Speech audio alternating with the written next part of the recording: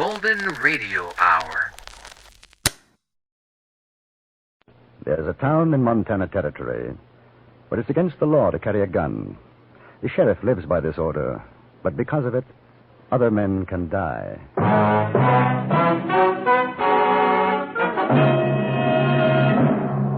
Frontier Gentlemen.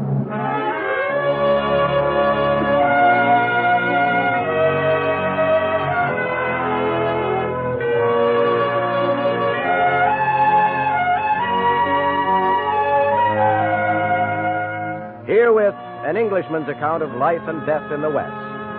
As a reporter for the London Times, he writes his colorful and unusual accounts. But as a man with a gun, he lives and becomes a part of the violent years in the new territory.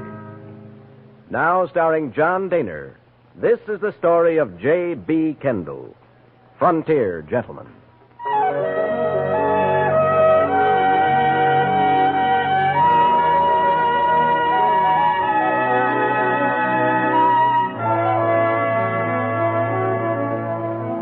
The journey had taken 98 days from St. Louis. I had come by riverboat up the Missouri, the little stern wheeler climbing, churning, scuttling over 2,000 miles of sandbar and rapid. Then into the lonely wastes of another, swifter stream, the Yellowstone, until we finally docked at South Sunday in Montana Territory. My ticket had cost $300, which left me about $50 in my pocket, and the slim hope that there would be a letter at the express office with my remittance from England.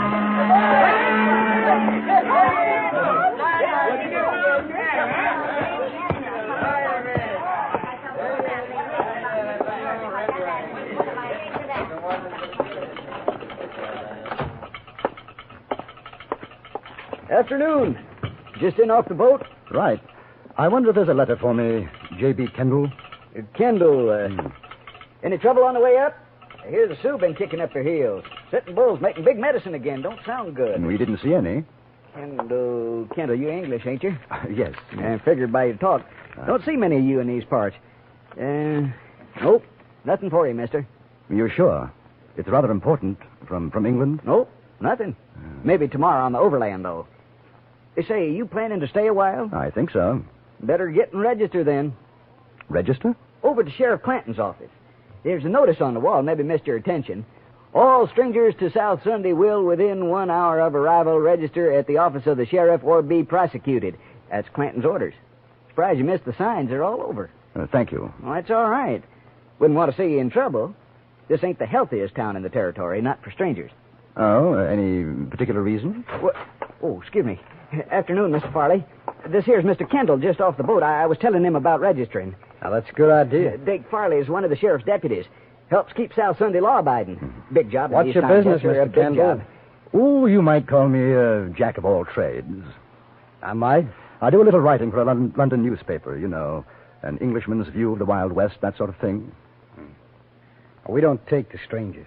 Oh, really? Shame.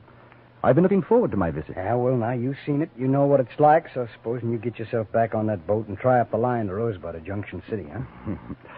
I don't think so. Now, if you'll pardon me, I'll register at your office. You carrying a gun? No. Put your hands up. Over your head. Higher. Now, you hold it just like that. Just so. All right. That's your baggage? Yes. Pick it up. I beg your pardon? I said pick it up. Oh. All right, come on.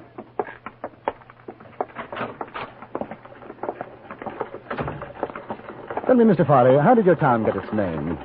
How should I know? Well, I thought you'd take an interest, just as a matter of pride. A civic pride. Mister, I don't like the way you talk or what you say, so you shut your mouth. Here? Inside. Where you been, Dick? I've been checking on this fellow, Frank. He just come in off the boat. He says he's a writer at a newspaper in London or something. He ain't carrying nothing. I searched him. You're Sheriff Clanton? Yeah. J.B. Kendall. I understand I have to register. Yeah. A writer, huh? You want to write about South Sunday? I might. How come? As a matter of fact, the name intrigued me. You kidding? No, not at all. I write about the West, and you're in the heart of it. From what I understand, there might be trouble brewing with the Sioux and the Cheyenne. I'd like to be here if it blows up. What's the name of your paper? The London Times. You ever hear of it, Dake? No. Mister, all kinds come to these here parts. Now, I ain't exactly calling you a liar. It's quite all right. One can't be too careful. Here, my papers. Be careful. Very sudden. Yeah. London Times. That's what it says. Here, you see, Dake? Yeah, that's what it says. Any other strangers get off the boat with him? No, just him. Well, you sound all right to me, Mr. Kendall. Now, just you remember, I got a set of rules here. You live by 'em while you're here, you'll get along. That seems fair enough. No man, except them authorized by me, carries a gun in South Sunday.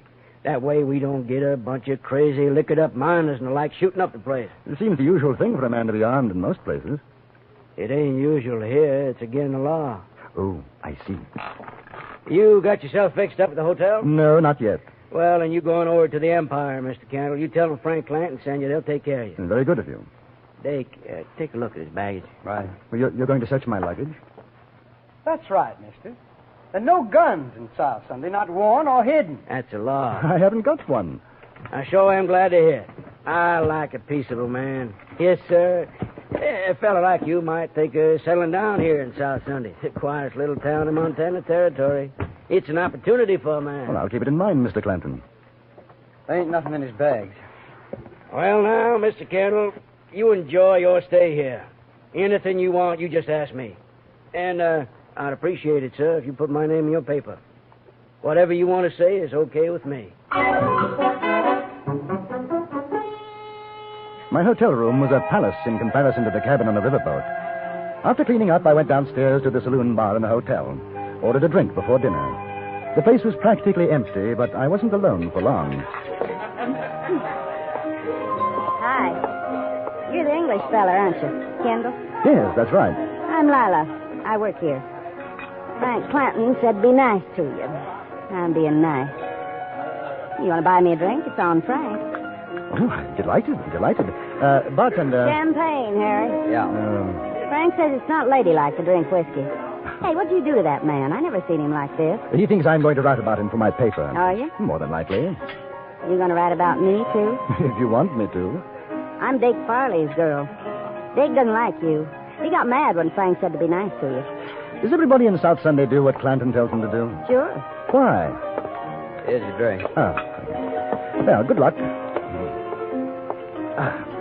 Look here, Lila. What about Clanton? You seem like a nice fella. Don't ask questions. Well, what about you then? Me? What do you care? Where are you from? I was born in Ohio. Got married and came out west. 5 years back, my husband got killed in a gunfight. I don't know. I kind of drifted around. Ended up here, one place as good as the next. Is it? Yeah, I guess. What about you? Your home's in England, huh? It was. You one of them lords with hoops or something? No, not exactly. Married? No. Must be interesting traveling around, seeing new things. Oh, it has its advantages. But I suppose you'll be glad to get back home. Well, let's just say that one place is as good as the next. Oh. You can't go back, huh? Trouble? In a way. Look, your friend's just come in, Mr. Farley. Listen, you be careful with him. Dake can get awful mean. Doesn't he take orders from Clanton, too? Don't talk smart like that to him. It riles. Mr. Farley. Good evening. Would you join us? No. I just come to say don't you get no ideas about Lila. Now, what ideas do you think I'd have? I'm telling you. You're telling me what? Keep your hands off my girl, you understand? My dear fellow, I haven't touched your girl. The thought never entered my mind. We were just having that drink, Dake, like Clanton Lila, you said. keep out of this. You know that I find your manner toward this young lady rather offensive. Oh, you're just asking for trouble, aren't you? Not at all. Now, you think you can come in here with your fancy talk, your fancy ways, and make a fool out of me. Now, maybe Frank's a sucker, but not me. I don't like you. I don't trust you one bit. Mr. Farley, it couldn't be of less consequence. What do you think of me? He'll kill you just shut like up. Oh, that I don't stand for. Chum.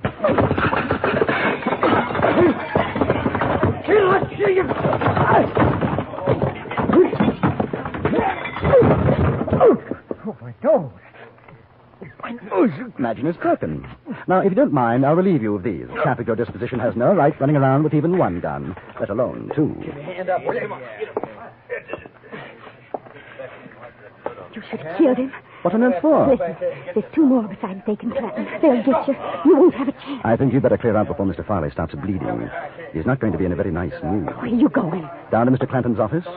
I've got to have a little talk to him.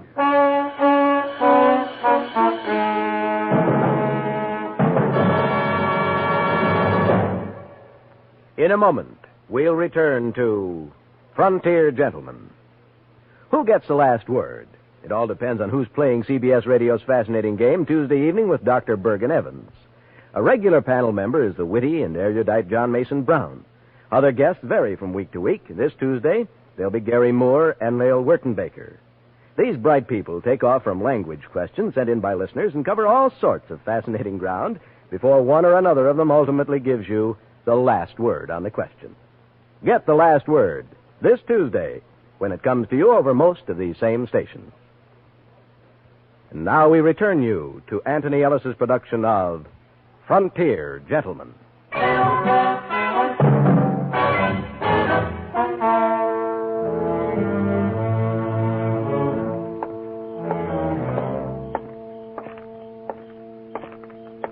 Mr. Kenneth! Mr. Kenneth, no, wait! Oh, you can't go down there. Dake went out the back. He'll have told Clanton by now. They'll be waiting. Well, that's all right. What's the matter with you? You want to die? Of course not. If you're gunning for them... Gunning for who? I'm not gunning for anybody. Then why are you going to see Frank? Well, I told you I would talk to him. Talk. Listen, you've got to get out of town. My dear girl. Don't you know who they are? Should I? You don't know what you've done. Quick, this way. She took my hand and ran back up the street. We ducked down a narrow alleyway, up a rickety flight of stairs, which was the back entrance of the Empire Hotel, then along a musty corridor, past my room, and into hers. I don't think they'll think of looking for you here. Your friend, Mr. Farley, is going to be quite upset if they do. His name's not Farley. Clanton isn't Clanton. They're the Shelton boys. Shelton? The New Mexico Shelton boys? There's four of them. Brothers. What are they doing in South Sunday? Hiding out from Billy the Kid. Dake killed one of Billy's men. Billy swore to get them all for it. That's why Frank won't let anybody carry a gun. How do you know all this? It was my husband Dake killed. Harry joined up with Billy for excitement, I guess. One time he was gone out of town 3 months. I was lonesome. I met Dake. When Harry came back, they had a fight over me. Dake outdrew him. We ran away together. And you thought I'd come after them, that Billy had sent me? They'll think it, too, now. Lila, who made Frank sheriff here? Nobody. There wasn't one when we came. He just took over. Funny thing is, I guess he's a pretty good sheriff. He's quit the old ways and likes it here. Why have you told me all this? I don't know. He talked with me like I was a lady. Indian treats his squaw better than Dake treats me. Maybe I wanted to see you finish him. It's not going to be very pleasant for you anymore. Pleasant? Oh, mister, you got a funny way of saying things. Lila, is there anywhere you could go? Friends? In South Sunday? What about home? I mean, Ohio. Home. Know what it'd cost to get there? I got no money. But if you could. If I could. I had nice folks. I don't even know if they're alive or dead. But I'd sure like to take a chance and find out. Well, Lila, we'll see what we can do. Where are you going now? I had that talk with Frank. Do you know how to use a gun? Yes. Take this one. Lock yourself in after I've gone. You keep it. Huh? I've got a Derringer. Oh, all right. Here. In case I have any trouble, it's only $50. I don't want your money. Well, at least you'll be able to get out of town. Now, take it. Watch yourself, will you? Dake's got a mean draw. I'll watch myself. The Shelton brothers and probably two of their chums were out looking for me now, and I was pretty certain of that. I was looking for them, too, but the advantage was on their side. The town was strange to me. So I went to the one place where I was fairly sure I'd be safe from a surprise attack.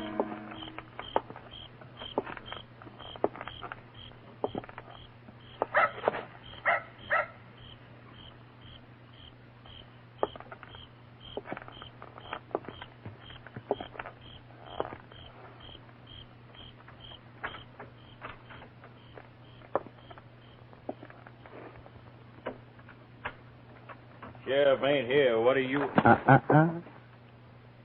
Careful. Keep your hands where they are.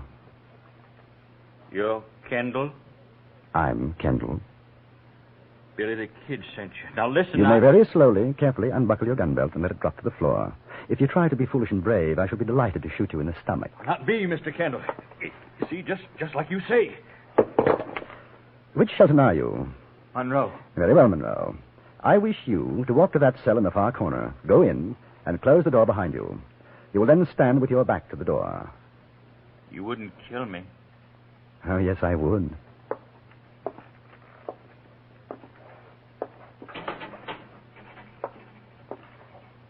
Close it, please. Good. Turn around, please. Now, I'm going to gag you. In order to do so, I must put my guns away and use two hands. If by any chance your friends come in and you make an outcry while I'm doing this, I shall teach you a trick I learned in India. It feels something like this. Effective, don't you think? Yeah. Right. Now, head close to the bars, please. Oh, by the way, how many are there looking for me? 2? 3. 3. There. Now, we'll make ourselves comfortable and wait for your brothers.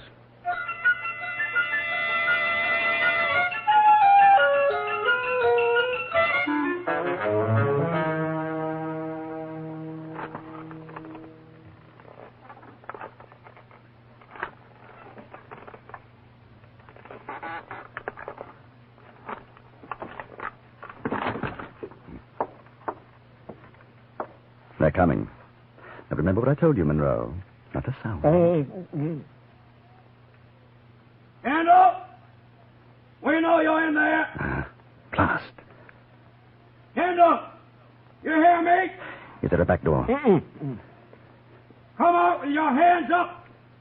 Oh, we're coming in after you. Let's get that gag off. I can see I'm going to need you. What are you going to do? I'll probably have to end up killing you. Nothing personal, you understand. What do you say, Kendall? Out you come. Open the door and throw your guns out. I've got a much better idea. You open the door and throw your guns in. Monroe, are you in there? Tell him. Yeah, I'm in here, Frank. Kendall, you come on out. Maybe we can make a deal. You can keep your gun. I think it'd be safer if you came in without yours. We could rush you. You couldn't get all three of us. You have my permission. I don't know how your brother will feel about it. You want to tell him? Now, don't do anything crazy, Frank. He's got a gun at my head. He'll kill me. Frank! I hate to do this, but I'm afraid I don't believe you. No. Hey, Frank, he's going to shoot. You do what he says. All right. Hand up. We'll open the door. Throw in our guns. You give us your word you won't shoot? Not unless you do.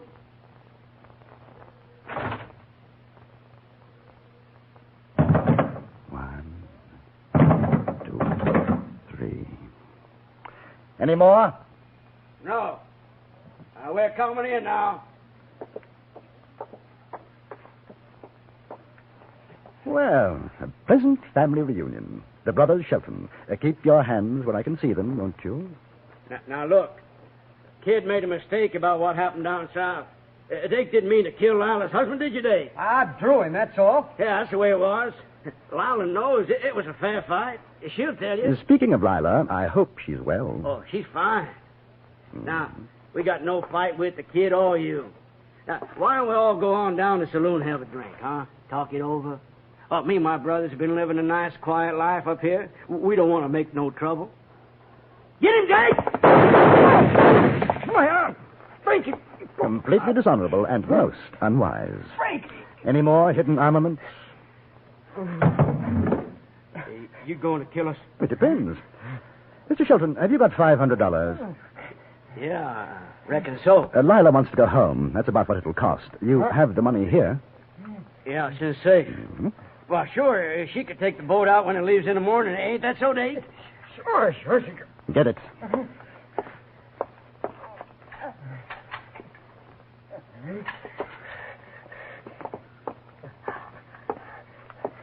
Good. That settles the account. Now, all of you, get into the cell. Oh, incidentally, until this evening, I had no idea who you were. And I've certainly never met your friend, Billy the Kid. I thought you'd like to know. Hey, what about Jake? He's got to have a doctor or he'll bleed to death. He probably will. I'm going back to the hotel. If Lila's all right, I'll send a doctor. If she's not, we'll find an undertaker.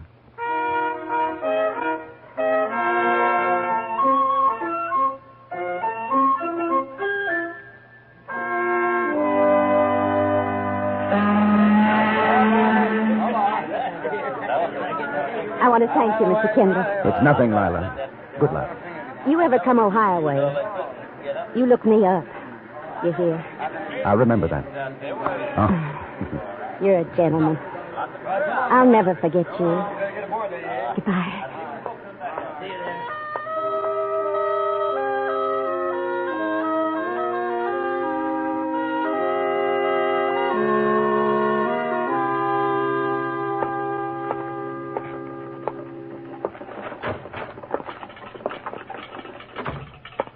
Morning, Mr. Kendall.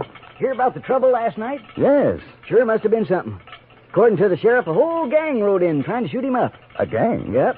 6 of them. Dake Farley got hit in the arm. Really? The sheriff ran him off, though. Marvelous. I'll have to mention that in my article to the London Times. Now, I wonder, has that letter from England arrived yet? No, I'm afraid not. Mail's already come in. Won't be any more till next week. Well, when it does come, perhaps you'll be kind enough to forward it to me. Sure. What address? In care of the Express Office. Rosebud, Montana Territory.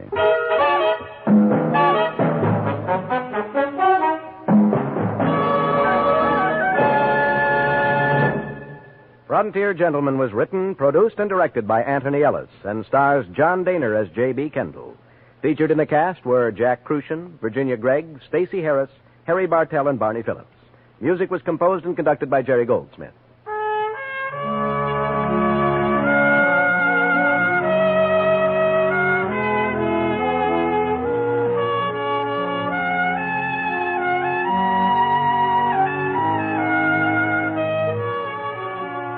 Join us again next week for another report from the Frontier Gentleman.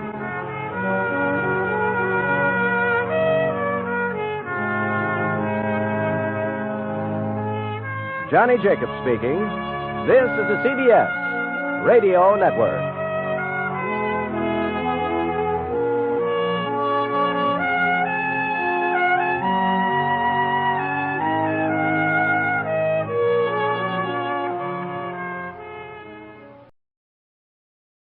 Wild Bill Hickok!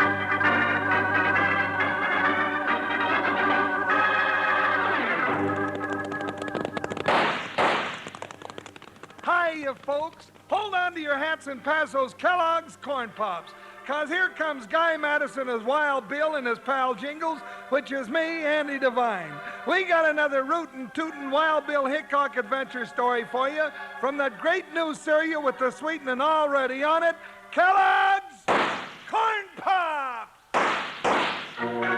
Kellogg's Corn Pops brings you transcribed Wild Bill Hickok, starring Guy Madison as Wild Bill and Andy Devine as his pal Jingles.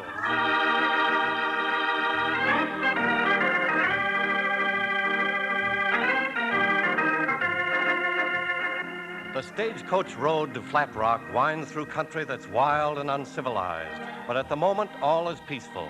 Only the rattle of the stage as it moves along the road, the creak of the leather as its team of horses pull against their harness, the crack of the whip, and an occasional shout from the driver. The passengers inside are half dozing, looking forward to the end of their journey in the town of Flat Rock. Suddenly, as the stage rounds a curve, 4 masked riders appear. Meanwhile, unobserved, a pair of strangers to Flat Rock rein up at the crest of the hill just above. Well, doggone it, Bill, you're right. Those were shots. We've ridden onto a hold-up party, Jingles. Hey, wouldn't I know we'd hit trouble even before we're in town? That's our business. Come on. Up, boy. Hey, they've seen us, Bill. Let's let them have it. Hold your fire, Jingles. You might hit one of the passengers in the coach. Will they break for it? Hey, there they go. They're getting away, heading for the rocks. Rein up, Jingles. Let me have your rifle. Oh. Best we can do from here is mark one of them for the future. Hey, you winged him, Bill. That's what I wanted to do. Come on. Up, boy. Ho, ho! Hey, you mean if they try to get help for Right. him? They'll give us a lead. Well, here's a stagecoach, Bill. Everybody all right, driver? Ah, sure. Fine. Our payroll shipment's safe, too. Hey, haven't I seen you someplace? Doggone it, Bill. Why doesn't anybody ever ask me that? Any idea who they were, driver? Well, I'm sure they belong to the Shadow Hills gang. Same masks and everything. They might double back. You gonna follow us into town? Sure. Climb on up there. Good. Oh, trouble, trouble, trouble. Now we ride along and back so the Shadow Hill gang can take a pot shot at us. And there must be some other way I could make a living. Something easy. Yeah, like raising polecats. Get up now. Hey, hit it.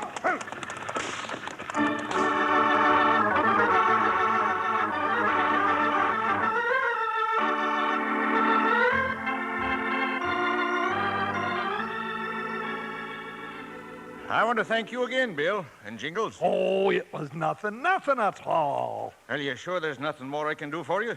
No, we just wanted to know where the school was. Well, that's it over yonder. What you aiming to do, Bill? Send Jingles to school? Now, listen here. You say the school teacher's name is Miss Sanders? Mm-hmm. Miss Julie Sanders. She's the one, all right. Well, Come so on, long. Jingles. Good luck to you of your schoolwork, Jingles. Oh, now cut that out.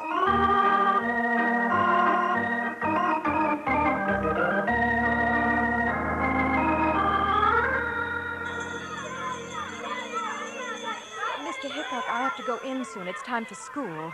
Just a few questions, Miss Sanders, about the Shadow Hill gang. The Shadow Hills gang? Reed Bradford's bunch. Yes, I know. Hey, you were kind of sweet on Reed Bradford once, huh? Never mind, Jingles. Oh, it's all right. It's true. Reed and I were... Well, I did go with him. But not after I learned he was mixed up in all those robberies. And then when he went to jail... The sheriff here in Flat Rock says you've heard from him since he went to jail. Well, I'm not sure. You see, Mr. Hickok, I received 2 envelopes, each containing large sums of money. As I told the sheriff, Well, I'm sure the money's from Reed. Probably part of what he got in that last big bank robbery, huh, ma'am? That's what we're looking for. I haven't touched the money since it was delivered to me. You expect another payment soon? If Reed sends the money on schedule, I mean like the last 2 payments, well, there should be another visit tonight. Well, that's all right, ma'am. Don't worry. We'll take care of things.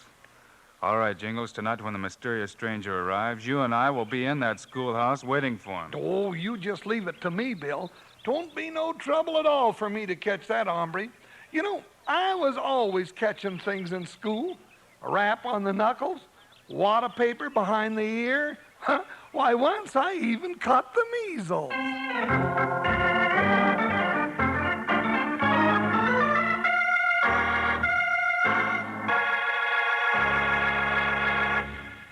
Wild Bill and Jingles sure don't fool around when it comes to getting after the lawbreakers. And your old pal, Panhandle Jim, don't fool around when it comes to eating McKellogg's corn pops either. Take it from me, partners, you're missing some real eating if you're missing out on corn pops. They're golden hearts of corn, all popped up, fat and happy. They're crisp and crunchy. And listen to this, they're already sweetened for you. Eat 'em right out of the box, or for some real fun at breakfast, in a bowl with milk. No sugar needed, mind you. The sweetening's already there.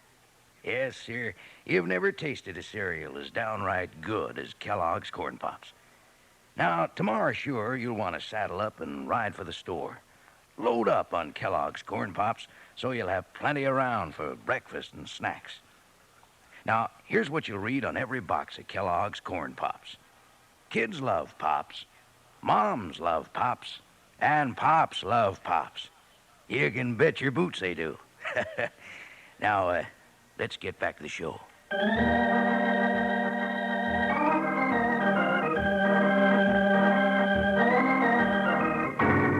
Back to Bill and Jingles. Several hours later now, and they wait, hidden in the shadows of the darkened schoolhouse. Hey, you think he's going to show up, Bill? Shh. Listen.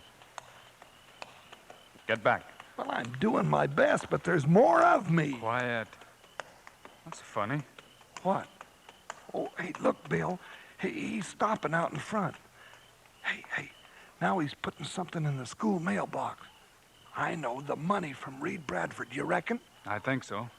Let's get him. Hold it, you! Climb down from that critter! Wait! Hold it, Jingles. Hey, Bill, you spoiled my shot. Are you letting everybody get away? Let's have a look in that mailbox. Oh, there it is, all right. Money. A lot of money.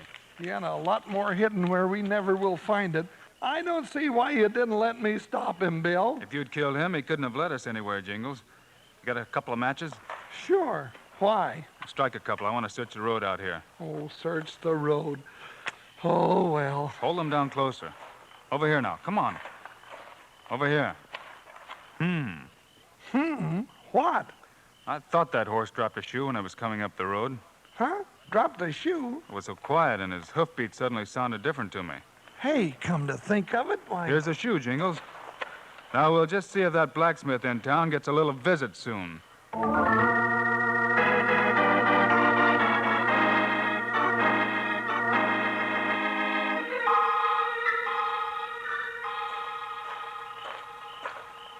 Any sign of Trigg yet, Chris?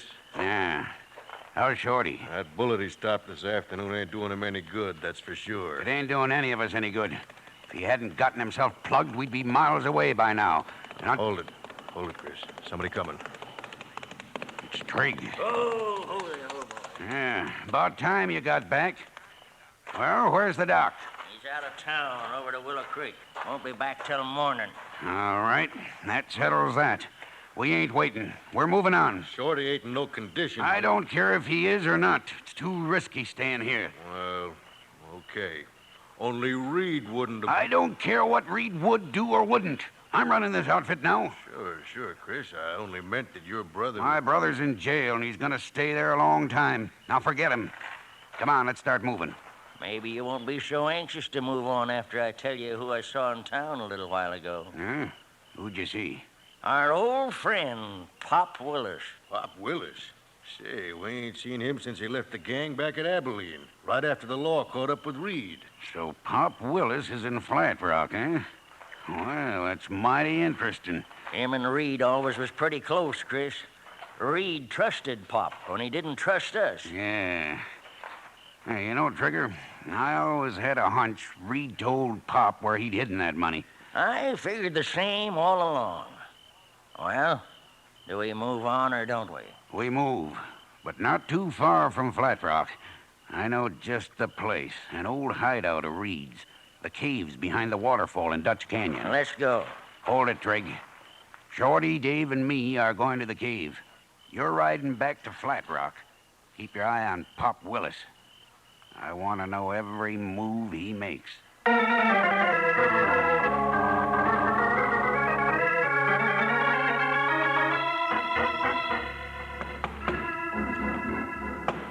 I'm coming. Did you bring the... Did we bring what, Pop? Well, I was just going to have my meal in the room here. We had a little talk with the blacksmith in town. He told us you were staying here at the hotel. Can we come in? You're a marshal, ain't you? U.S. Marshal? 2 U.S. Marshals. And you're Pop Willis, Reed Bradford's best friend. Go on in, Jingles. After you, Mr. Hickok. Huh? Hickok? You've come to... Look, I'm not with the Shadow Hills gang anymore. I left him as soon as Reed went to jail. Oh, sure. I believe him, Jingles. Sure. They like to get their hands on me, too. So you could lead them to the money you and Bradford hid? I don't know about any money. We were watching you at the school last night, Pop. Oh. We talked to the blacksmith about the shoe your horse dropped. Here it is. All right. Reed Bradford wanted that teacher there to be well cared for. You going to take us to the place you hid the rest of that money? Well, might as well, or tell you where it is. You see the... Oh, hey, Bill, some polecat shot him. Pop. No use. No use, son. He's gone. The shot came from the window, Jingles. Let's get out there.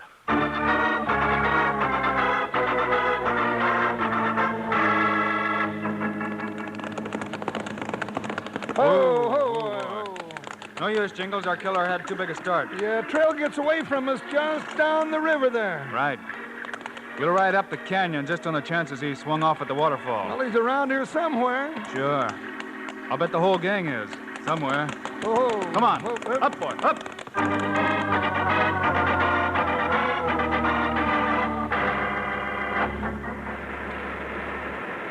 Hickok, he trailed you out here? Yeah, him and that sidekick of his. But I give him the slip. It's too bad they don't know about this cave behind the waterfall, huh? What happened in town? Well, just like you asked me to, I kept my eye on Pop. I seen Hickok and his partner grab him at the hotel. They was trying to make him talk. About the money? Yeah. And Pop knew where it was, all right, just like we figured. You know what Reed's been doing all this time with our money, Chris? He's been sending nice big chunks of it to that schoolmarm. What? Yeah, every month. Pop's been delivering it to her. Well, what do you know? Reed was always crazy about that Julie Sanders, but I never thought he... wait a minute. Pop didn't tell Hickok where the money was, did he? He didn't get the chance. What do you mean? I shut him up with this. I got him with my first bullet. What? You killed him? What, you crazy fool, you... Now, wait, Chris. With Pop dead, how are we going to ever find that money? I got an idea. It's about the schoolmarm. A way we can make Reed tell us where he hid that money. Let go of me, will you, boss? All right. Now spill it, but it better be good.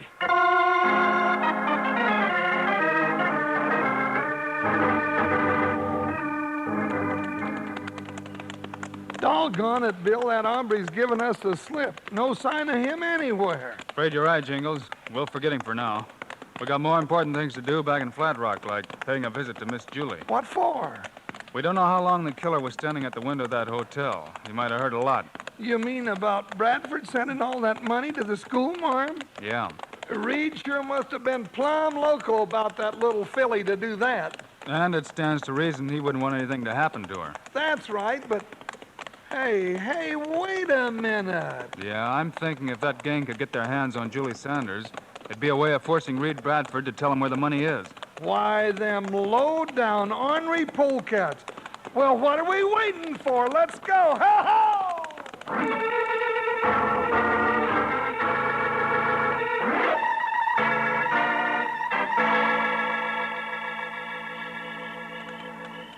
Thank you, ma'am. Good night. Well, Bill, did you talk to the schoolmarm? Nope. That was her mother. Miss Julie's gone. Gone? Left about a half an hour ago, right after she got my message. Your message? You didn't. Of course I didn't. Mr. Sanders said a man came by, told Miss Julie I'd sent him, that I wanted to see her right away. Doggone, did Miss Julie's mother say what the critter looked like? Yeah, kind of tall and skinny. Trigger. Yeah. Come on, Jingles. Let's ride. Say, Bill, where are we heading in such a hurry? Got a long ride ahead of us, Jingles. We're going to Abilene. Abilene? Why? Bradford's in jail there, isn't he? Sure, but what about the schoolmarm? Quickest way to find her is to go to Abilene. We could spend days up there in the hills looking for the gang hideout. Might find her too late. But, Bill... No harm will come to her, Jingles. Leastways, not until after one of the gangs had time to talk to Bradford. You know, I got a hunch he's going to get a visitor by morning, and I want to be there when that hombre shows up.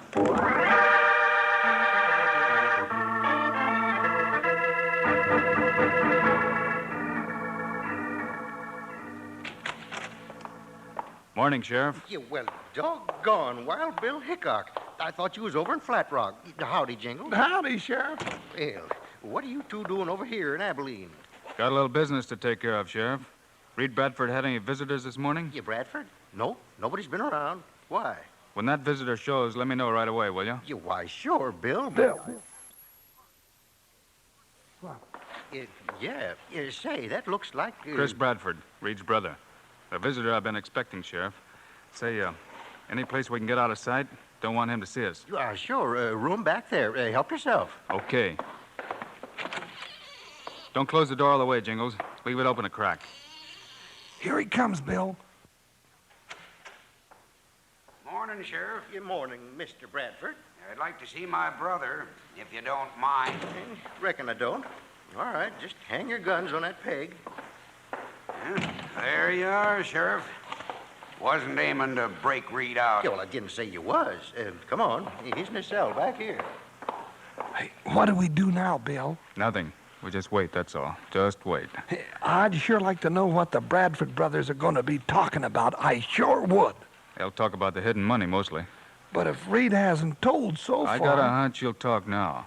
If only to save Miss Julie from harm. Oh, I get you, Bill. So we wait. Then we trail him. Yeah.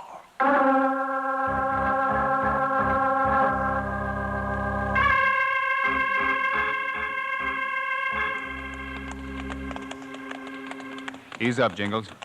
We don't want to get too close to him. Hey, look, he's stopping, Bill. Reckon the money's close by? Yeah. He's getting off his horse.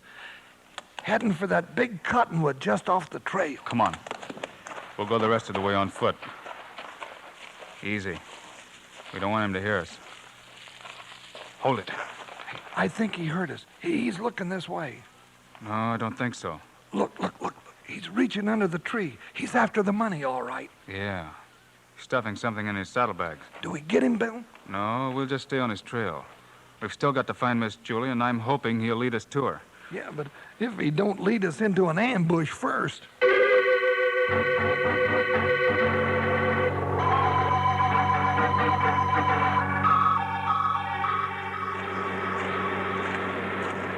That you, Chris? Yeah. Ease up on your guns, Trig. You get the money? There it is. I told you Reed'd see it our way. The pretty little lady here give you any trouble? Had to put a gag on her this afternoon. She heard someone out front start to holler for help. There's only Dave coming back from town. I got him up on lookout now. Yeah, I talked to him on the way in.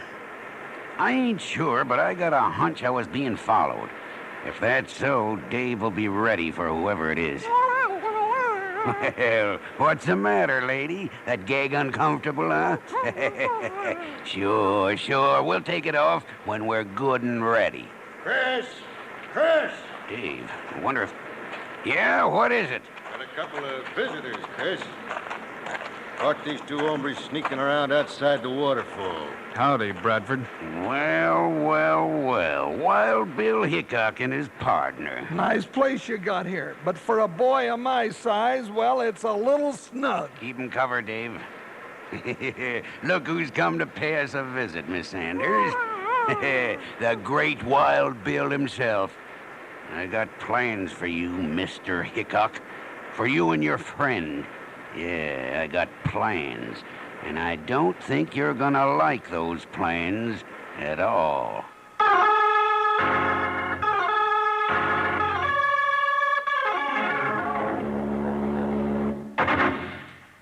Man, what a show. But let's settle back for a second and cool off, huh? I want to do a little chinning about something extra good. I mean the cereal that's already sweetened for you.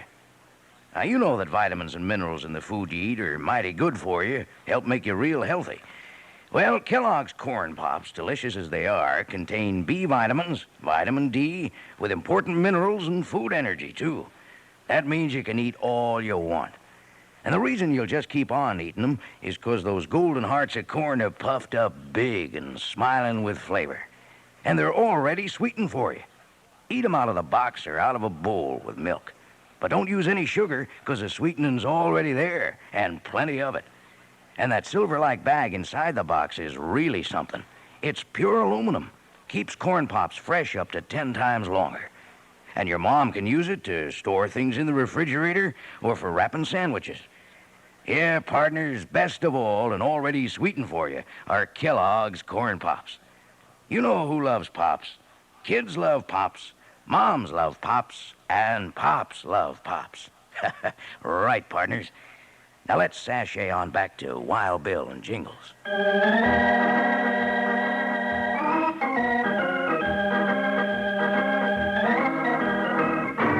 Back to Wild Bill Hickok.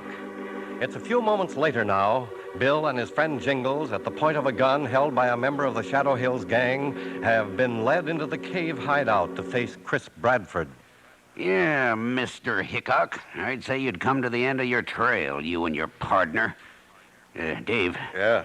Ain't you a little careless, getting a draw on Hickok and leaving his guns in his holster? There wasn't much you could do about that, Bradford. Besides, I need my guns. Right now. Dave. Reach, gents. Dave, you gone plumb loco? With a drop on him, you just stand there and let Hickok draw his guns. What else could I do? My gun's empty. What? That's right. I emptied it before we came in. Sorry, fellas, it was just a little trick. So's we could come in here peaceful-like without any shooting.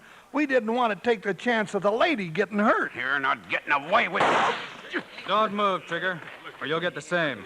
All right, Jingles, get their guns. Got 'em, Bill. Well, guess that about winds up the Shadow Hills robbery. Yeah, well, we got the money and the rest of the gang, and there's only one little detail we ain't taken care of, Bill. Oh, Miss Julie. Take the gag off, Jingles. Oh, not me. That's one job that's yours. What do you mean? Ain't nobody ever going to say I helped make it possible for any woman to talk more than she usually does.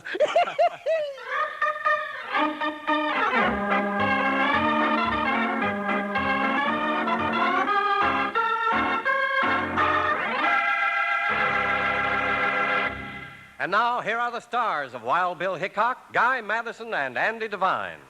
Well, folks, we'll be around again next week with another adventure.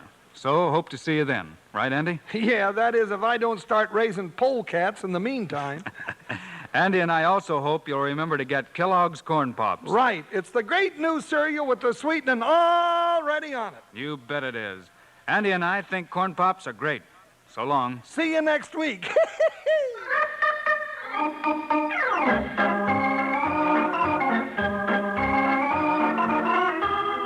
Yes, sir, be sure to listen next week at this same time on this same station when Kellogg's Corn Pops brings you another exciting story of Wild Bill Hickok, starring Guy Madison and Andy Devine in person. Today's cast included Gene Bates, Joe Duvall, Fred Howard, Jess Kirkpatrick, Clayton Post, and Jack Moyles. Our director is Paul Pierce, music by Dick Orant. This is a David Heyer production. This is Charlie Lyon reminding you, kids love Pops, moms love Pops, Pops love Pops. Kellogg's Corn Pops.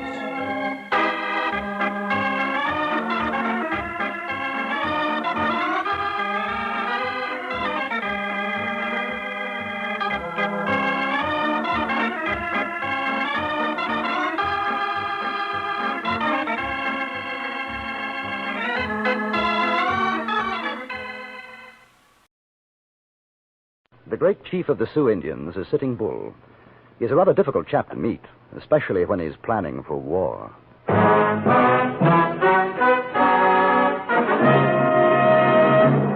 Frontier Gentlemen.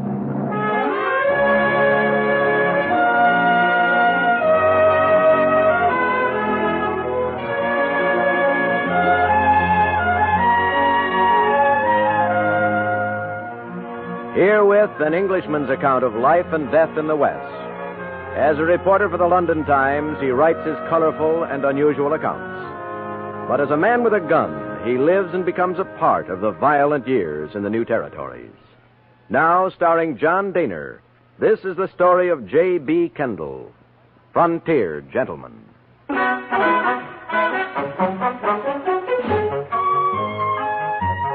The distance from South Sunday to Rosebud in Montana Territory is about 30 miles. Due to a heavy rainstorm and my lack of funds, it had taken me a week to reach Rosebud. Luckily, when I arrived, my remittance from England, $250, had already been forwarded, and I was once again solvent. After posting off my weekly report to the London Times, I went to the most likely place in Rosebud to get local color and information. Except for the bartender polishing his glasses and a cat on the bar, the place was quite empty. I ordered a drink.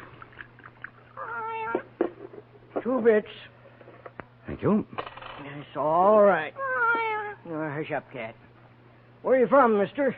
London. London, England? That's right. Well, if that don't beat all. My great-grandpa come from there.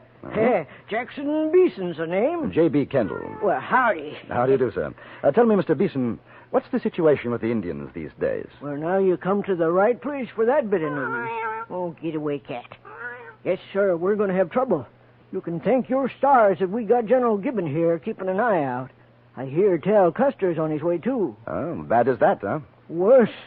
Well, just yesterday, correspondence fella like you, he come in, works on the Montana Telegraph News. Jackson, he says, them Sioux is working up to a boil.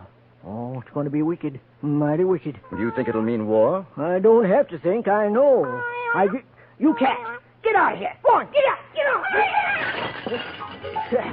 Darn cat's a regular drunkard. This correspondent chap, is he still here? Charlie Meeker? Oh, sure. He's around somewhere. I'd like to meet him. Right nice fella. Now, let's see. You might try up to Dolly's place. Across the street there. Second house on the right. Can't miss it. Just ask for Charlie. He rooms at Dolly's. Thanks very much. Mm-hmm. And, look, if he ain't there, I'll tell him you're looking for him when he comes back. You stop by tonight. Right.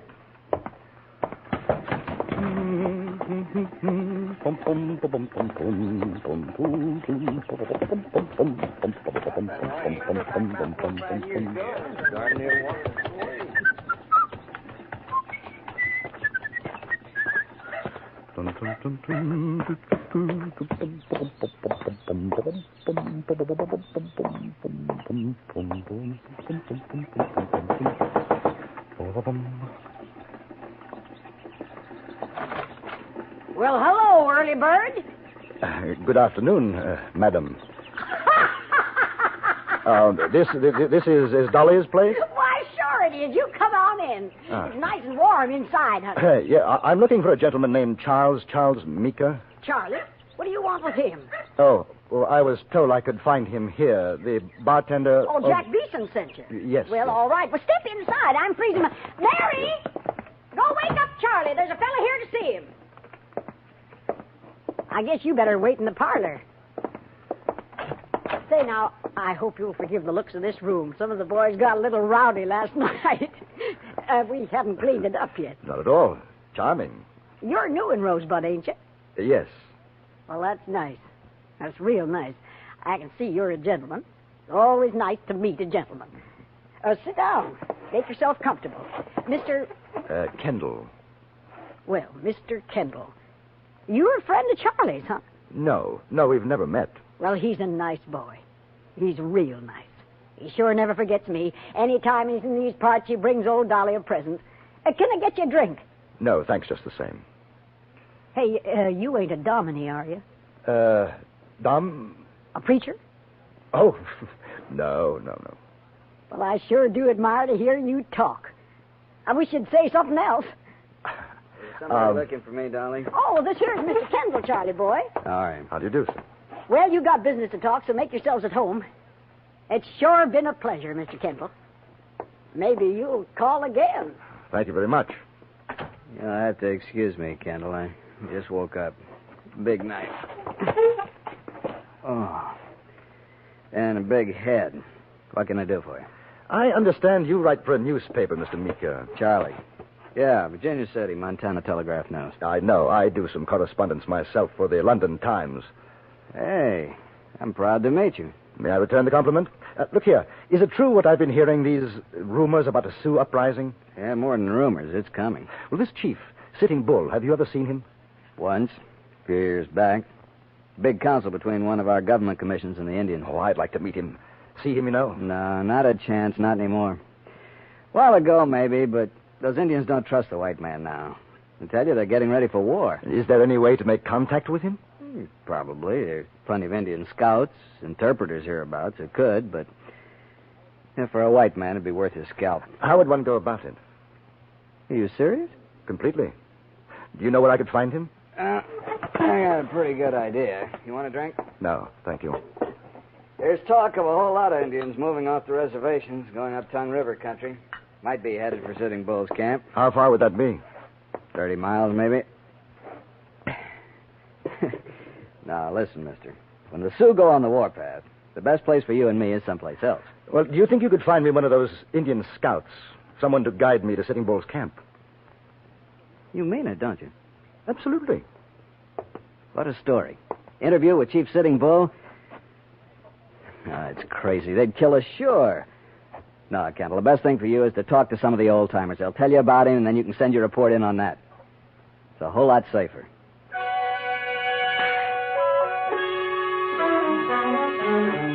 That evening in Beeson's saloon, Charlie Meeker found a half-breed interpreter, Johnny Dushell. He was a big man, dark, with handsome features, and when he smiled, which he did constantly, There was something at odds in his eyes, veiled, a coldness. He is playing a game of solitaire, and as he dealt his cards, I noticed that inside his sleeve was a wrist holster. Strapped to it, a derringer. You want to talk with Sitting Bull? That's right, Johnny. Him too? Me too. Suppose he don't want any talk with you. Suppose he want to take your scalp. That would be rather awkward. Johnny, how well do you know the chief? How well does any man know another? Charlie says you've done scouting work for General Crook. Well, doesn't that make you Sitting Bull's enemy? Yesterday I scout for the soldier. Tomorrow maybe I fight with the Indian. Who knows? Yes. Well, the point would seem to be, whose side are you on if you do guide us? If I do this thing, you put your trust in me. I see. Well, what do you say, Johnny? Can you take us to him? Black ace on the red 2. Yeah. You got $50, Silver? Kind of high, isn't it? Sitting Bull, one big chief. You want me to take you to Red Cloud, Crazy Horse? Maybe cost less. What do you think, Kendall? I'm not sure. Maybe you find somebody, do it for less. He'd take you to Indian, cut out your heart, huh? Now, Johnny's all right. 25 apiece would be worth it. All right. When, Johnny? Tomorrow. Fine. Take no guns. Hey, wait a minute. Indians see you with guns, they say you coming for no good. Without guns, in peace. No guns. It's sort of risky, isn't it, Johnny? Not with me, along with you. What time? We meet outside the state station. 6 o'clock. See you then. Well, then you better give it to me right now.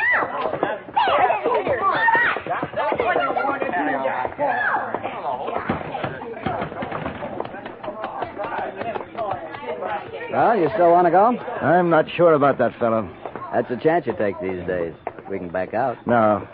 But to be on the safe side, Charlie, I think 2 guns in shoulder holsters would make me feel a bit better. Sure. You got them? Never use a gun myself. Oh, yes, I've got them. Look here, Charlie. Now, this is my idea. No need for you to come along, you know. What's the matter? You want the story for yourself? No, not that at all. I'm sorry. I only thought that... Forget it. We'll go together. Hey, how about coming over to Dolly's with me for nightcap? No, thanks. Not tonight. Sleep for me. Oh. Well, see you in the morning. We can pick up horses at the livery stable. So long. I watched him walk away, a rather short, thin man, shoulders a little rounded. And then he was lost in the shadows, and I had that odd sensation of having lived this moment before. It had been in Peshawar, in northern India. I remembered a good friend who had walked away from me in the night. The next morning, his head was thrown through the barracks windows.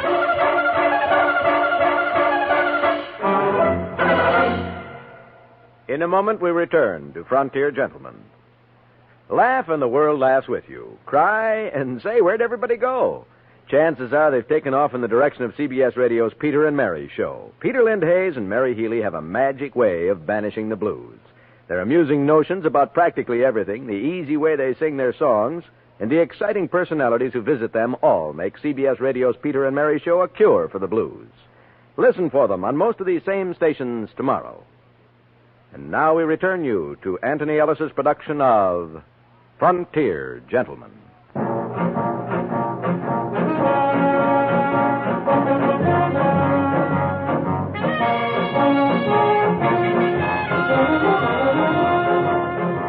The morning was gray, a bit windy.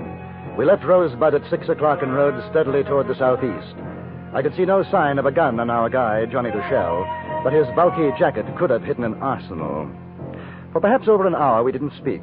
Charlie, red-eyed from want of sleep and too much whiskey, nodded in his saddle. The half-breed traveled a little ahead of us, cautious, watchful.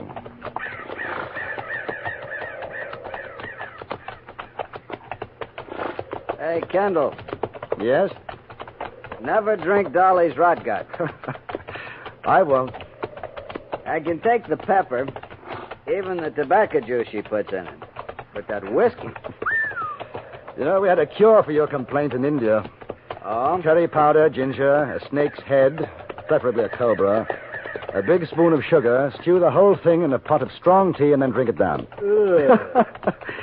Exactly. It's a miraculous cure. You'd probably end up chucking the whole mess out the window, but you forgot your headache. What were you doing in India? Army, mostly. Officer? At one time, captain. See much fighting? Enough. Oh, you with? The cavalry regiment. You don't like to talk about it much, do you? No, not much. Hey, better hold up. Johnny's seen something.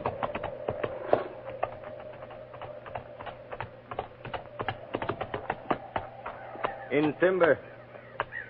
Cheyenne, I think. You stay. I talk to them.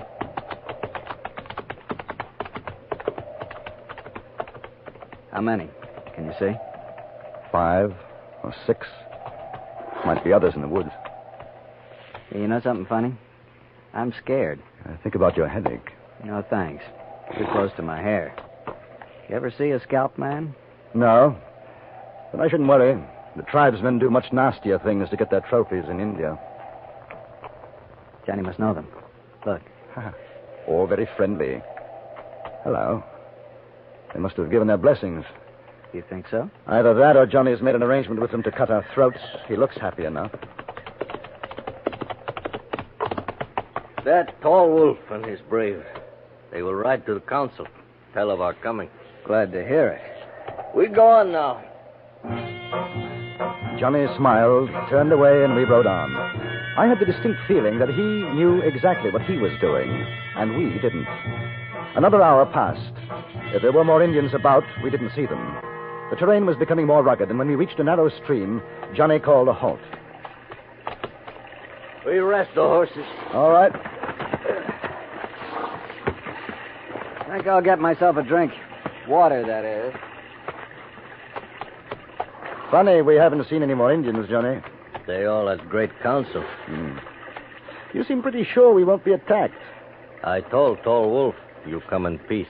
Possibly there are others beside Tall Wolf who won't feel as he does. Possibly. We see at the council. Mm-hmm. Well, you're not worried, though. I am not worried. You're smiling. Good for a man to smile. Depends on his reason. I smile because you paid me $50 silver to bring you here. Tell me, Johnny, what will it cost to take us back? The cost to you will not matter. I think you will not be going back. He made a slight movement with his hand, and a derringer appeared in it. For a moment, I had forgotten his wrist holster. He was standing no more than 4 feet from me, and I didn't move. If you've ever seen what a 41 derringer can do to a man, you'd understand. Then he brought out a revolver from his jacket and backed away a few steps. That was when I saw Charlie at the stream. He had a rock in his hand, his arm cocked back. At the moment he threw it, the half-breed turned and saw him. Where are you hit, Charlie? Chest. Boy, that feels worse than Dolly's rot gut. He is not dead? No, I'm not dead, you stinking breed. You, Kendall, take off your jacket.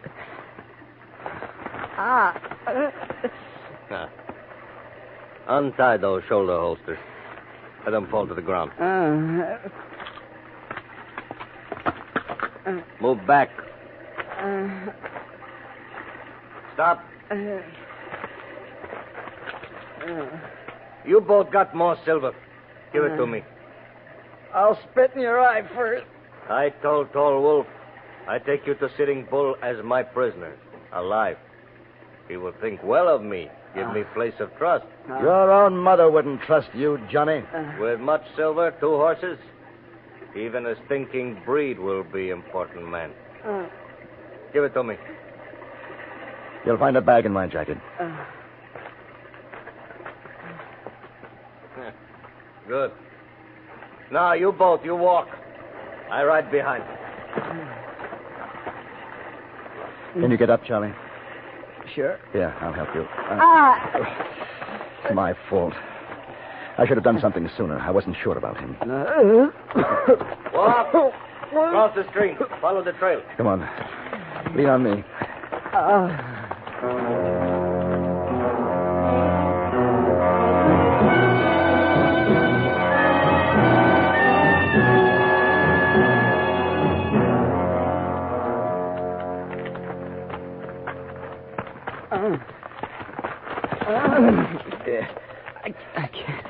I can't go on, little boy. He is dead. Let me put him on a horse. He called me stinking breed. Let him walk. He can't. He's done in. Then you carry him. Let him rest for a minute. A minute. Charlie. Charlie, can you hear me? Listen to me, Charlie. The trail narrows a few yards along. There's a slope on our left. Do you hear me, Charlie? Yeah. I'm going to let you fall. If I can get him to take his eyes off me, there's a knife in my boot. All right. Good luck. All right, Charlie. Up you come.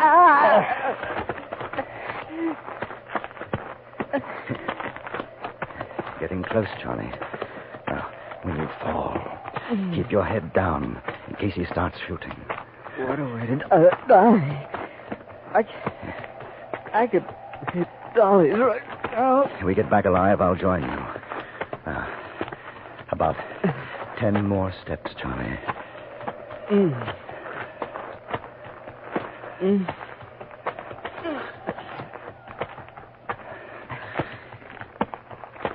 Now, Charlie.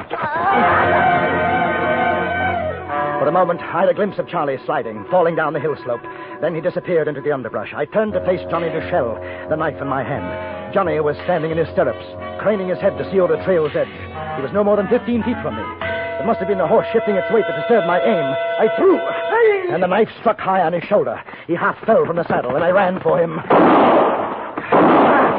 I felt one of the bullets from his gun burn my cheek.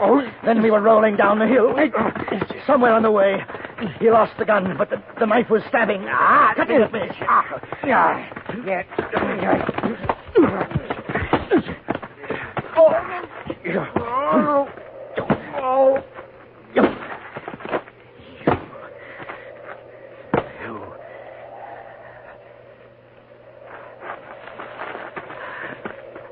Charlie. Charlie. It's all right. It's all right, Charlie. He's finished. He's finished. Something tells me we don't get to see Sitting Bull today. Better luck next time. Hey, Kendall. Whiskey's paid for. But I owe Dolly for room and board. It's only...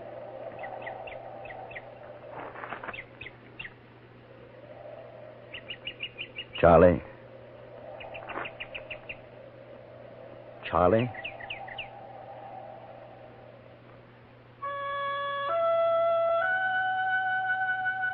I took Charlie back to Rosebud, to Dolly's place. She had me put the little man on the parlor couch. Then she knelt by his side, took his hand in hers.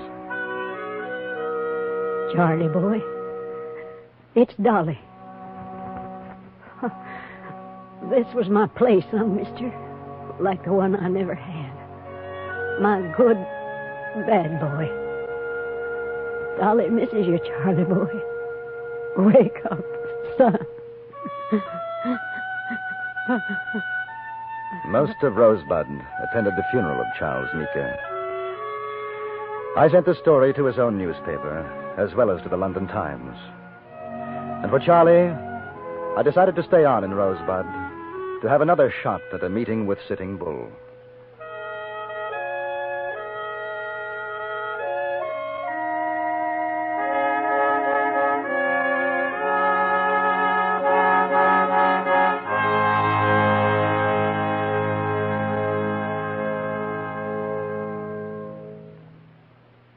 Frontier Gentlemen was written, produced, and directed by Anthony Ellis and stars John Daner as J.B. Kendall.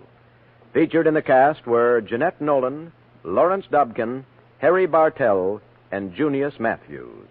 Music was composed by Jerry Goldsmith and conducted by Wilbur Hatch.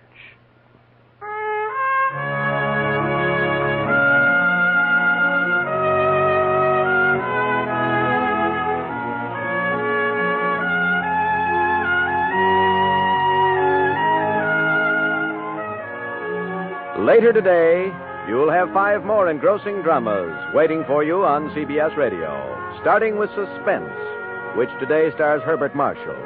You can look forward to plenty of action and plenty of thrills with yours truly, Johnny Dollar, the FBI in Peace and War, Indictment, and Gunsmoke. For good listening, keep listening to CBS Radio. Now, stay tuned for the Ford Road Show, which follows immediately over most of these same stations. Join us again next week for another report from the Frontier Gentleman. Johnny Jacobs speaking. This is the CBS Radio Network.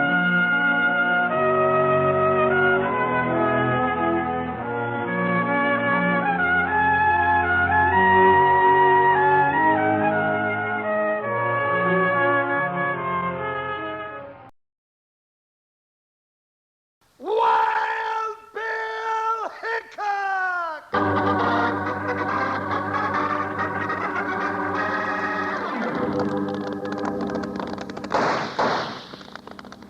Hiya, folks. Hold on to your hats and pass those Kellogg's Corn Pops. 'Cause here comes Guy Madison as Wild Bill and his pal Jingles, which is me, Andy Devine. We got another rootin', tootin' Wild Bill Hickok adventure story for you from that great new cereal with the sweetening already on it, Kellogg's Corn Pops! Kellogg's Corn Pops brings you transcribed from Hollywood Wild Bill Hickok, starring Guy Madison as Wild Bill and Andy Devine as his pal Jingles.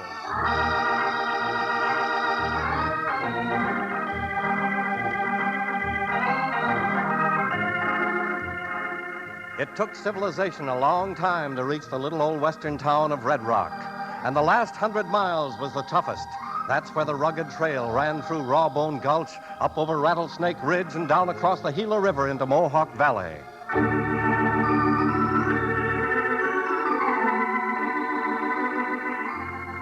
It was that same trail which led United States Marshal Wild Bill Hickok and his faithful deputy Jingles into Red Rock one evening about sundown on their way west. Ho, ho, boy, ho. Belle Brady's boarding house. Good grub and hot biscuits anytime. That sure sounds good, Bill. Yeah, and it'll be a pleasure to see Belle again. Well, it will if she can still cook like she used to. Is that the only reason, Jingles? Seems I remember Belle kind of took to you. Oh, now, Bill, don't you start getting me in trouble with her. You know, every time a gal starts making calf eyes at me, well, I get goose pimples all over. Well, watch out for Belle. Let's go in. Now, who's that? Is this Wild Bill Hickok and Jingles? Hello, Belle. Evening, Miss Belle. Oh, now, if you two ain't a sight for sore eyes. Jingles, I haven't seen you for almost 6 years. Yes, ma'am. Hey, you sure have plumped up some. Oh, I've just got to give you a big hug of welcome. Hold still, Jingles. Oh, now, Miss Belle, I ain't much used to that. Oh, well, a big, comfortable man like you should get used to it. You'll find Jingles a little bridle shy, ma'am. Oh, I know how to fix that. You sit down here by the window, and I'll get you a good supper. Now, what do you want?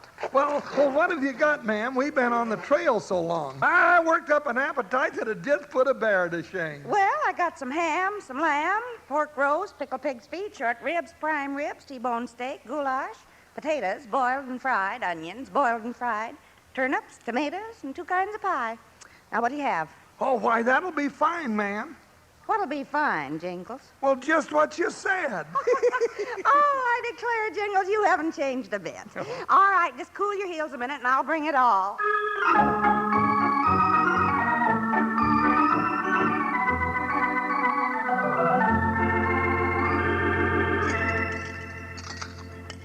That was a mighty fine spread, Belle. Yes, ma'am, it sure was. Thank you, boys. Now, what brings you two all the way out here to Red Rock? We're just passing through on our way west, Belle. Passing through, is it? Well, then I'll bet my new mail order dress there's trouble to the west of here. Yes, ma'am. Anywhere Wild Bill Hickok goes, you can bet on trouble. I know. How are things going in Red Rock? Oh, not too good, Mr. Hickok. Fact is, I wish you'd stay around here for a while instead of moving on. Why? You got some trouble around here, Belle? Oh, have we?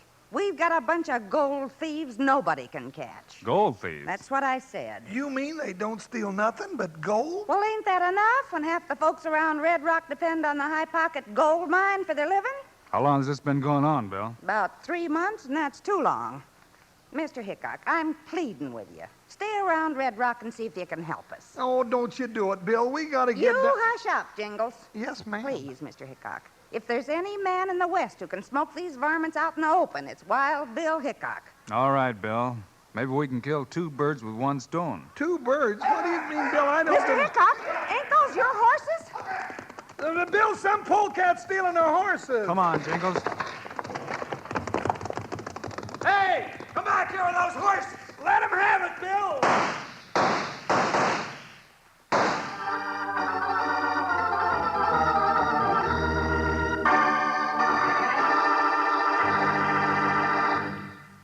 There's a lot to be said for Kellogg's Corn Pops, partners.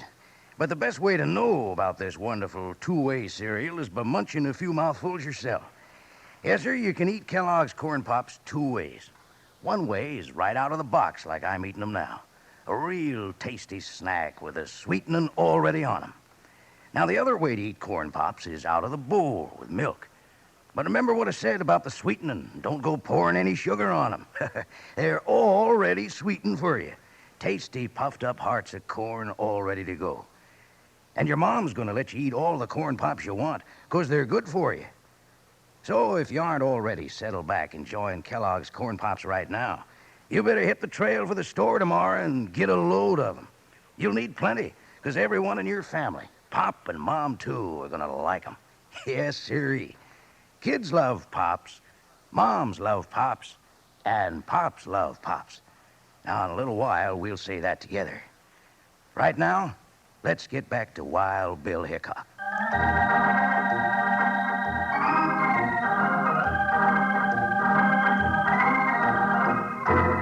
Wild Bill Hickok and Jingles have just promised Belle that they would stay in Red Rock to try to catch the gold thieves when suddenly there's a commotion outside. Bill and Jingles run out to see their horses disappearing up the dark street. Why, those ornery polecats? Hold your fire, Jingles. Hold your fire. They're out of range. Oh, doggone it. We can't catch them on foot. Oh, now that's a shame. What are you going to do, Mr. Hickok? I'll have to borrow some horses. What's all the ruckus, Mr. Hickok? Were you doing all that shooting? You ding-dong right we were, mister. Some low-down pack rats just stole our horses. Horse thieves in Red Rock? That's right, mister. You don't happen to have a couple of fast mounts we could borrow, do you? Well, I'll do better than that, Hickok. Hey, Doggy, go ahead.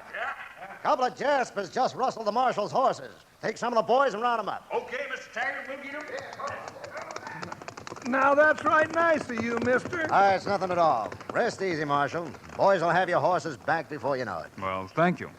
I see you know who I am. This is my partner and deputy, Jingles. Taggart's my name. Race Taggart, Hickok. I own the hotel and saloon across the street. When you got nothing else to do, drop over to my office. We'll have a little talk. Maybe I'll do that, Mr. Taggart.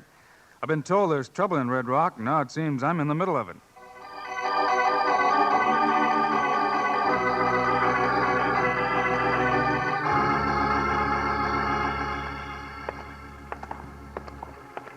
Well, Jingles, we might as well get a little sleep. We can start looking around tomorrow. And now you're talking, Bill. You know, I'm getting so sleepy my eyelids feel like window shutters. I declare look out, Bill! You all right, Jingles? Yeah, Bill, them coyotes were shooting at us. Look that way. Darn near woke me up. Who do you reckon they were, Bill? I don't know. I couldn't get a good look at them, Jingles. Maybe we better go see Race Taggart tonight after all. What for? He just might have some facts that would help us figure out what's going on around here.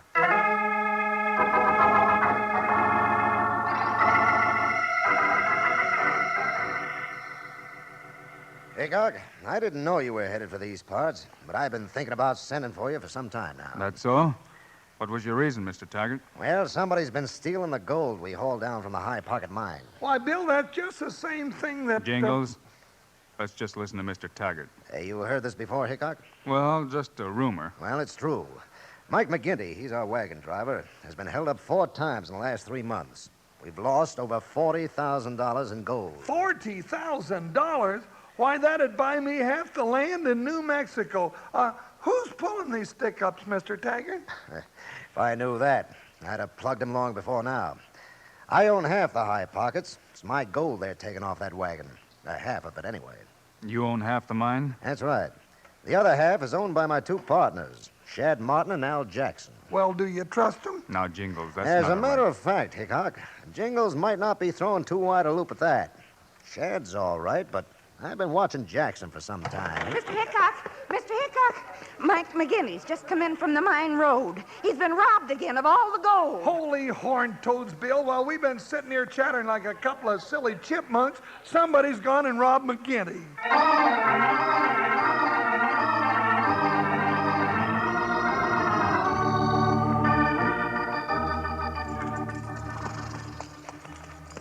Hey, Bill, look at the bullet holes in the side of that wagon. Yeah, Jingles.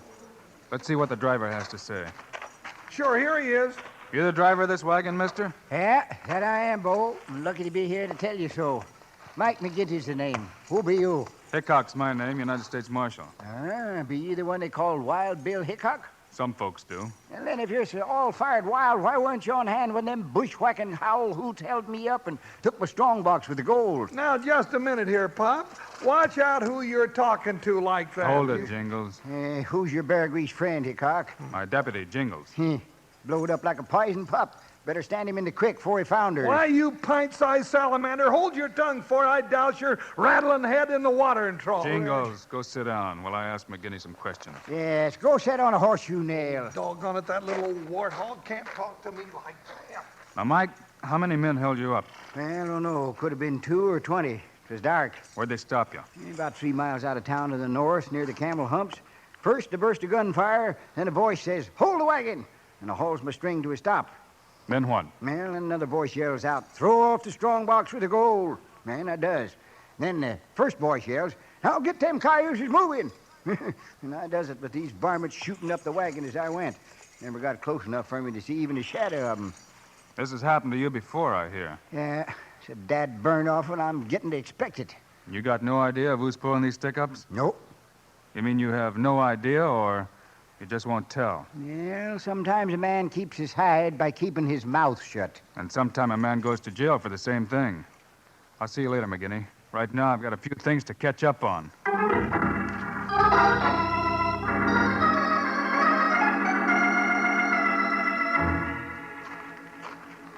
Well, let's get over to the hotel and get some sleep. Well, I want to see Race Taggart for a minute, then we'll go up and hit the hay. Well, let's hurry. I'm plumb sleepy. Jingles, that wagon. Get out of the way, Bill. That's a runaway.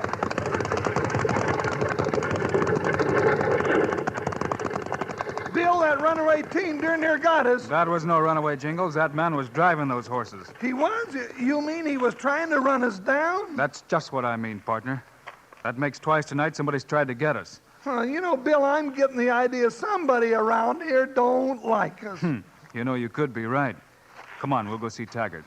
And Jingles, don't say anything about that wagon. I'd rather figure that one out by myself.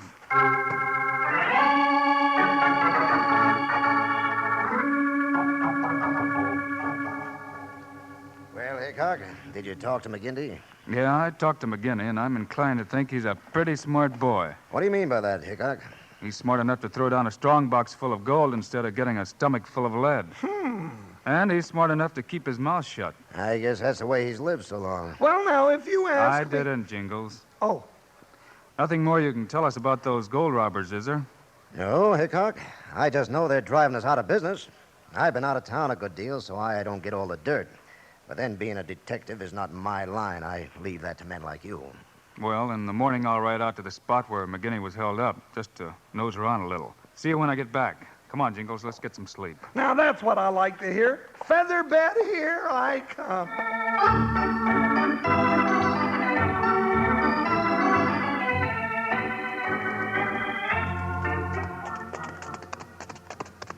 Bill, you're getting harder and harder to figure out. First, you tell me I'm going up to bed. Then we go right out the back way, get on our horses, and start riding again.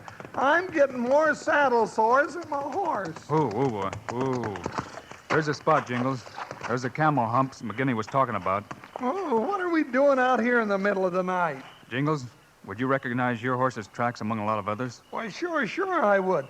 By the way he throws his right front foot. Then look around for some of them. Break off a piece of that juniper bush and light a torch. Okay. Yeah, that's it. Now we look for horse tracks. But, Bill, that's silly. What would our horses be doing out here in a... Oh. Bill, I found them. I thought you would, Hey, here they are, your horses and mine. Hey, they've been here before. but we haven't. Of course we haven't. Now we know our horses were stolen to keep us in town while somebody robbed McGinney. We do? Yes. And back in Taggart's office, you gave me an idea as to why that somebody wants gold. I gave you an idea? Oh, yeah, I remember. I said that, I was What did I say, Bill? You said that $40,000 was enough to buy half the land in New Mexico. That's right, I did. What you didn't know was that it's up for sale. Oh. And that somebody is buying it with gold. You don't say. Then you figured maybe there's a tie-up between this gold stealing here in Red Rock and the buying up of all the land in New Mexico? There might just be, Jingles. Bill, I want to ask you just one thing. What's that? Oh, why were we going on through Red Rock heading west? Well, I got a letter from a friend of mine asking me to come out and investigate some land buying scheme. In New Mexico? In New Mexico. Well, I'll be a hog-tight sand fleet, and we just stumbled saddle over apple cart onto... Quick, Jingles. Back up in the rocks. We've got company. Just what I expected, but not so soon. Well, will our horses be all right, Bill? Yeah, they're back off the road. Now stop here. Who do you think it is? Be quiet and keep down. Oh, why didn't I take up farming? Them sun-baked rattlers. If I can find the gold, I'll make them squirm. Using me for a target and threatening me with lead poisoning if I talk. Bill, that sounds like McGinney. Shh. He's coming this way. No, he stopped and looking around. Bill, I gotta move. I'm getting cramped. Quiet, Jingles. Well, I'm sorry, Bill. I didn't mean to step on your foot. You didn't step on my foot. I did. Then whose is it? What are you talking about? A foot. Wait till I feel around here. Now, Bill, there's there's 2 feet. No, there's 3. Bill, somebody... Hey, who's up there? Come on out, you yellow varmints. McGinney, don't shoot. That trigger-happy tree-toad, I'll blast him. I'll just... Fred, who is that knows me? Speak up or I'll blow you out of them rocks. It's Wild Bill Hickok and me, Jingles, you lop-eared loon. Put away that hog leg now, for you hurt somebody. Marshal, what are you doing out here? Looking for you, that's what. You dumped that there gold yourself and come back to get it. Shut up now. Shut up, both of you. Now listen. Hey, more company. You know, it's getting as crowded here as a square dance on Saturday night. Just stay down and listen. Be ready with your guns. I'm ready. McGinney, one peep out of you and I'll just sit on you. Oh, I'm quiet, you big water buffalo. All right, now, fan out and pick up anything you left here earlier. Hickok's coming out here in the morning. Wait, it's them. Come back for their gold. Stand aside, Marshal. I got me a score to settle. Quiet, McGinney. Not yet. Come on, Dovey. We'll get the storm about that. Bill, did you hear that? Yeah. Sounds like I'm in, all right. All right, let's jump them then. What are we waiting on? For one thing, we need the evidence. Wait till they get the gold, then we'll follow them and catch the big fish. Well, for another thing, there's 10 of them, or I lost count. All right, we got the gold. Now let's get out of here and head for the old mill. Hey, they're getting away. Quiet, you. Who was that? Somebody's in those rocks. Let's go!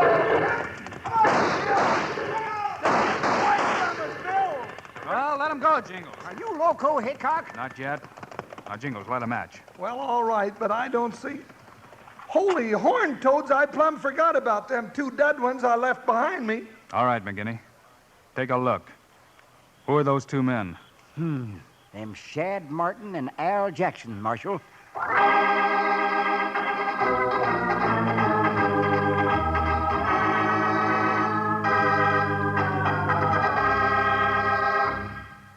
You know, there are 2 things I like about this Wild Bill Hickok show.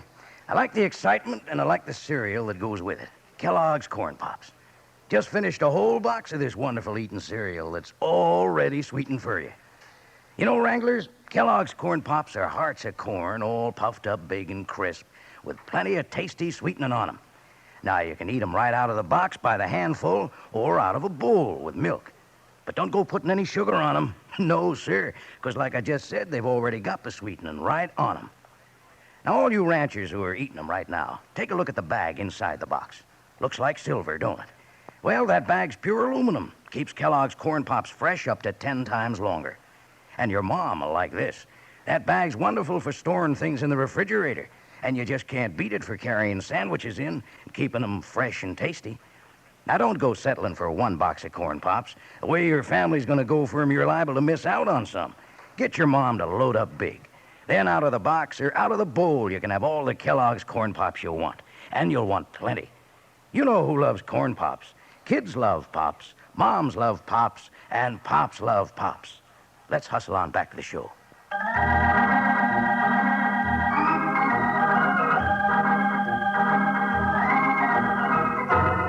Jingles has just struck a match, and Wild Bill asked McGinty to identify the two dead men lying beside them in the rocks. McGinty takes one look and says that they are Race Taggart's partners in the High Pockets Mine Company, Shad Martin and Al Jackson. Why didn't you tell me about them back in town, McGinty? Well, I didn't know about them, Marshal. You're lying, McGinty. Never mind, Jingles. Well, if I'd have told you then, they'd have shot me too, Hickok. All right, I'll give you one more chance. Can you take us to the mill without being seen in the moonlight? Just as safe and sure as a woodchuck, Marshal. Now just follow close behind me, and we'll be there before you can say Mother McGinty's goat.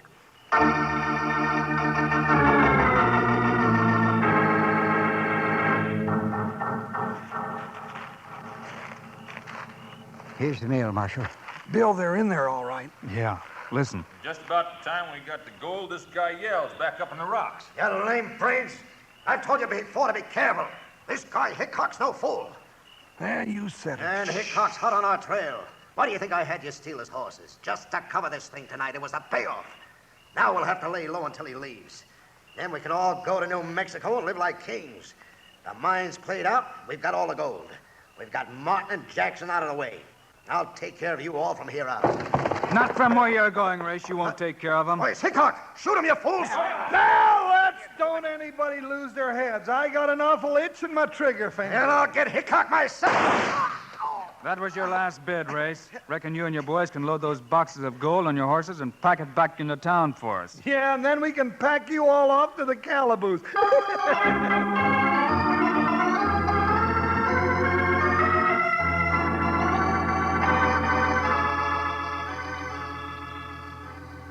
Well, it all turned out right fine. Now I suppose you'll be heading on again, Mr. Hickok. Yes, Bill, we've got to hit the trail. Well, do you have to take Jingles with you? I'd be right proud to look after him. Well, now, Miss Bell, that's right nice of you, but then, who'd look after Wild Bill? Why, he looks like he could look after himself. But you, Jingles, why, you're just like a young colt. Oh. You said yourself you wanted to settle down. Well, no, ma'am. Leastways not till the rest of the varmints like Race Taggart are put away in jail like he is.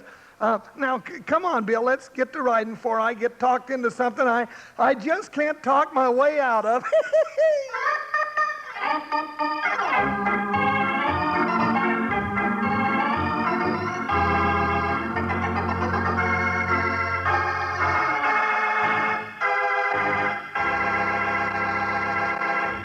And now, here are the stars of Wild Bill Hickok, Guy Madison, and Andy Devine. We're mighty glad you could be with us today, folks, and we hope to see you around the diggings next week. Yeah, and if there's any digging to do, you know who'll have to do it. Well, if you're digging into Kellogg's Corn Pops, we'll both be doing it, right? Right. It's the great new cereal with the sweetening already on it. You bet it is. Andy and I think Corn Pops are great. So long. See you next week.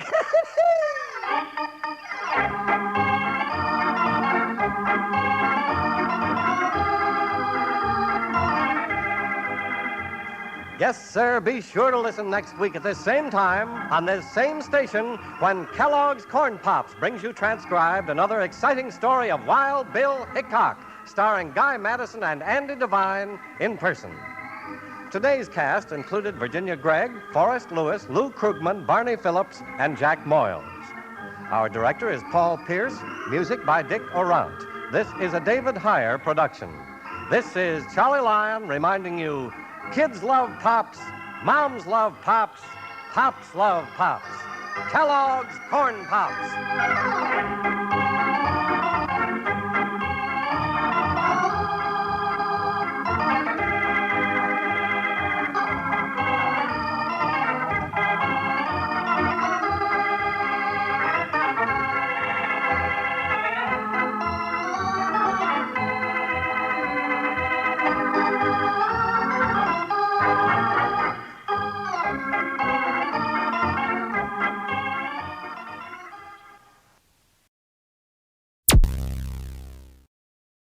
Thank you for listening. Please like and subscribe.